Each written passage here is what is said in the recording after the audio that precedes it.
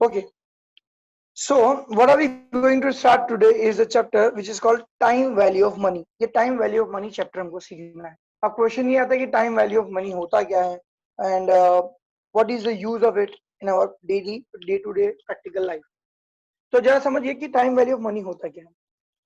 Time value of money मतलब क्या, हम मनी की वैल्यू निकाल रहे हैं, लेकिन कौन सी वैल्यू, टाइम वैल्यू. मतलब टाइम के हिसाब से मनी की वैल्यू जो है वो चेंज होती है. जैसे कि फॉर एग्जांपल अगर आपके पास 100 रुपीज आज है और यही 100 रुपीज आपके पास एक साल के बाद होंगे, तो इस 100 रुपीज और उस 100 रुपीज में फर्क क्या होगा. इस 100 रुपीज और उस 100 रुपीज में फर्क ये होगा कि आपकी 100 रुपीज की आज जितनी वैल्यू है उतनी एक साल बाद नहीं होगी. ऐसा क्यों? यानी एक साल में ऐसा तो क्या होगा, तो एक साल में ये होगा कि एक साल में आपका जो पैसा है, मनी है, ठीक है, वो डेप्रिशिएट होगा. क्यों? Because of the inflation. मतलब जैसे जैसे चीजों के प्राइस बढ़ेंगे, दाम बढ़ेंगे, वैसे वैसे आपका जो पैसा है, मनी है, उसकी वैल्यू क्या होती जाएगी, कम होती जाएगी, उसका परचेसिंग पावर कम होता जाता है. जैसे फॉर एग्जांपल आपके पास आप 100 रुपीज में, जैसे फॉर एग्जांपल अपने यू लेते हैं पेट्रोल की प्राइस सपोज फॉर एग्जांपल आज 80 रुपीज है, तो आज आप 100 रुपीज में कितना पेट्रोल परचेज कर पा रहे हो, 1.25 लीटर प्रिसाइजली.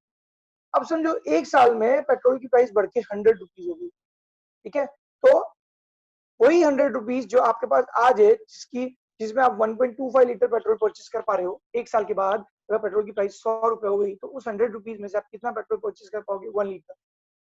तो अभी कितना कर पा रहे हो, 1.25, लेकिन एक साल बाद कितना कर पाओगे आप, ओनली 1 लीटर. यानी हुआ क्या, इसका मतलब ये हुआ कि आपका जो 100 रुपी है उसकी वैल्यू डिक्रीज हुई. तो जैसे जैसे टाइम गैप बढ़ेगा या टाइम अपने लंबा टाइम लेंगे, तो वैसे वैसे उसकी वैल्यू क्या होती जाएगी, पैसे की वैल्यू क्या होती जाएगी, कम होती जाएगी. जैसे फॉर एग्जांपल अगर कोई भी यूं बोले कि आप कुछ एक्स अमाउंट इन्वेस्ट करो और 20 साल के बाद या 30 साल के बाद हम हमको 1 करोड़ रुपए वापस देंगे, तो आपको लगेगा अरे क्या बात है, 1 करोड़ रुपए दे रहे हैं मुझे 30 साल में, मतलब बहुत अच्छी अमाउंट है. बिल्कुल नहीं. क्यों? क्योंकि आज के 30 साल बाद शायद 1 करोड़ की वैल्यू उतनी होगी शायद जितनी आज आपके 5 लाख रुपीज में. मतलब आप किसी अच्छी कॉलेज में या एवरेज कॉलेज में एमबीए करने जाते हो आज, तो आपकी एमबीए की फीस जनरली 5 से 6 लाख रुपए होती है. उसी एमबीए की फीस आज से 30 साल के बाद 1 करोड़ रुपए हो, तो उसमें कोई आश्चर्य नहीं है. तो मतलब क्या कि आज के 30 साल बाद जो 1 करोड़ रुपए मिलने वाला है, उसकी अगर आज की वैल्यू देखने जाए तो सिर्फ 5 या 6 लाख रुपए ही है. ओके, तो हमें इस चैप्टर में यही सीखना है that how to calculate the time value of money. Money की हम टाइम वैल्यू कैसे निकालें. अब इस चैप्टर में 4 अलग-अलग टाइप के सम्स हैं. फर्स्ट टाइप के मैं आपको समझा रहा हूं, और वो जो फर्स्ट 2 टाइप्स है that is related to future value of money.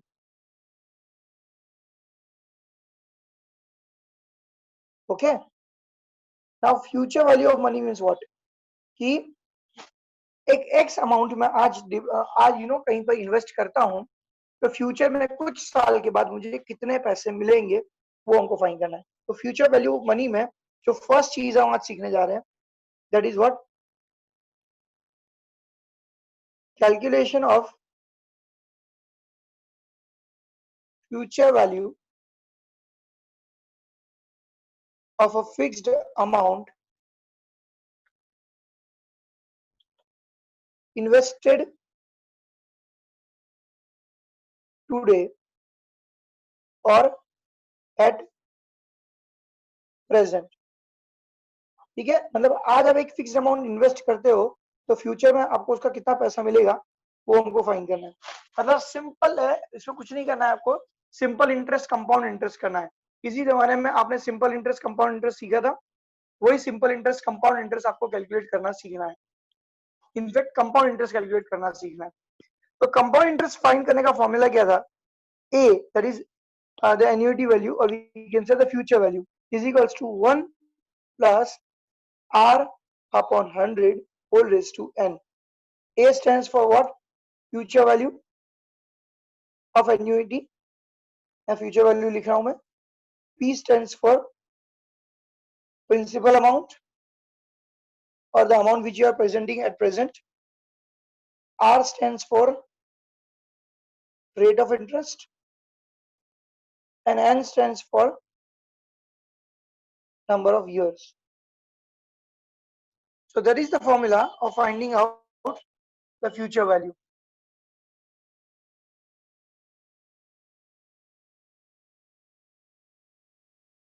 अब हम ये जो फॉर्मूला लिखा उसके बेस पे हम एक क्वेश्चन कर रहे हैं, सम कर रहे हैं। आपकी बुक में दिया हुआ है ये सम नंबर 1, पेज नंबर है 171। ओके, सम नंबर 1, पेज नंबर 171। ओके, अब इसमें करना क्या है, आप क्वेश्चन देखेंगे, फर्स्ट क्वेश्चन, उसमें लिखा हुआ है that what amount will be if borrowed ₹10,000। मतलब आपको क्या फाइंड करना है, फ्यूचर वैल्यू फाइंड करनी है, वो मैं बताता हूँ कैसे। देखिए लिखा है what amount will be invested if ₹10,000 for 3 years at 12% compound interest per annum. मतलब आप 10,000 रुपीज इन्वेस्ट कर रहे हो 3 years के लिए 12% कंपाउंड इंटरेस्ट पर। If the compounding is done annually, मतलब कंपाउंडिंग कब हो रहा है, साल में एक बार, एनुअली। दूसरा दिया compounding is done semi annually, मतलब साल में 2 बार कंपाउंडिंग हो रहा है। और तीसरा दिया है compounding is done quarterly, quarterly मतलब साल में 4 बार कंपाउंडिंग हो रहा है।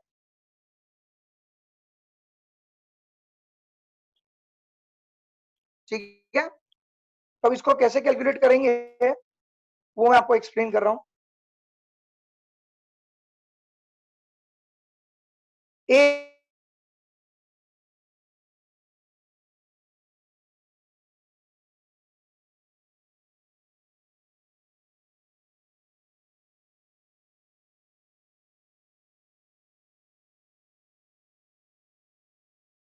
R upon 100 whole raised to n। Okay, P that is present amount और प्रिंसिपल अमाउंट, कितना इन्वेस्ट कर रहे हो आप, 10,000। रेट ऑफ इंटरेस्ट कितना है, 12%, यानी कि 12 upon 100 whole raised to n, that is 3 years। so 10,000 1.12 whole raised to 3, 10,000 1.12 whole raised to 3, calculator पे निकाल लो कितना आया बताओ। सो आंसर आया 1.4049। इसको हम मल्टीप्लाई करेंगे 10,000 से, multiply by 10,000, so that will give you ₹14049.28। बराबर, प्रिसाइसली अगर लिखना हो तो ये आएगा। तो 10,000 रुपीज अगर आप 3 years के लिए इन्वेस्ट करते हो और अमाउंट अगर कंपाउंड होती है साल में एक बार, तो ये आंसर आएगा। ओके, अब सर हेलो, अब इसी में आगे बढ़ते हैं। सेकंड क्वेश्चन क्या है, इसी क्वेश्चन में सेकंड क्वेश्चन क्या है, अगर आप पढ़ो, compounding is done semi annually, मतलब कंपाउंडिंग साल में 2 बार हो रहा है। तो इसमें अब चेंज क्या होगा, पी वही का वही रहेगा 10,000, रेट ऑफ इंटरेस्ट वही का वही रहेगा 12%, एन वही 3 years। लेकिन साल में 2 बार कंपाउंडिंग हो रहा है, तो एक हम कांस्टेंट लेंगे विच इज कॉल्ड के, और ये बता था कि कितनी बार कंपाउंडिंग हो रहा है, के साल में 2 बार हो रहा है, सेमी एनुअली मतलब क्या, साल में 2 बार, तो के इज इक्वल टू 2। अब इस के को फॉर्मूला में कहा लिखेंगे वो मैं आपको एक्सप्लेन करता हूँ। A is equal to P 1 plus r upon 100, यहाँ पर आएगा मल्टीप्लाई बाय के और बाहर एन इंटू के, ये फॉर्मूला है। ठीक है, सो 10,000 1 प्लस आर, आर कितना है 12, 100 इंटू 2, ऊपर एन है 3 इंटू 2, सो 10,000 1.06 रेज टू 6। ठीक है, अब 10,000 1.06 रेज टू 6 कितना होता है,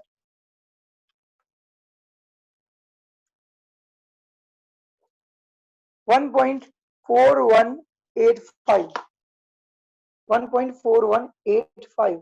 इसको 10,000 से मल्टीप्लाई करेंगे तो ये आ जाएगा 14,185। That's your annual amount. Okay, but the only difference was कि भाई कंपाउंडिंग साल में 2 बार बोला था तो K2 लिया, तो इसी तरह से आप थर्ड देखो, compounding is done quarterly. Quarterly मतलब क्या, साल में 4 बार कंपाउंडिंग हो रहा है। तो अगर साल में 4 बार कंपाउंडिंग होगा तो क्या चेंज हो जाएगा, के क्या आ जाएगा, 4 आ जाएगा, बाकी सब कुछ एज इट इज। तो A is equals to P 1+r/100k whole raise to n k। P कितना है 10,000, 1+r रेट ऑफ इंटरेस्ट है 12, 100 into k, k is 4 multiply by n k।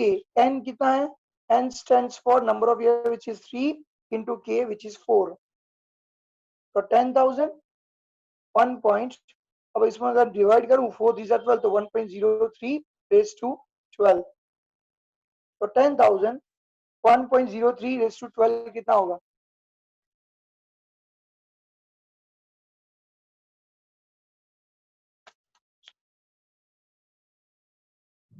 1.4257.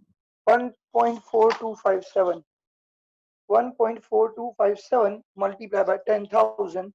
So this amount comes to be 14,257. That's your annual amount. And this is your first question complete. ठीक है, ये आपका first question यहाँ पे complete होता है। किसी का लिखना बाकी हो वो लिख सकता है।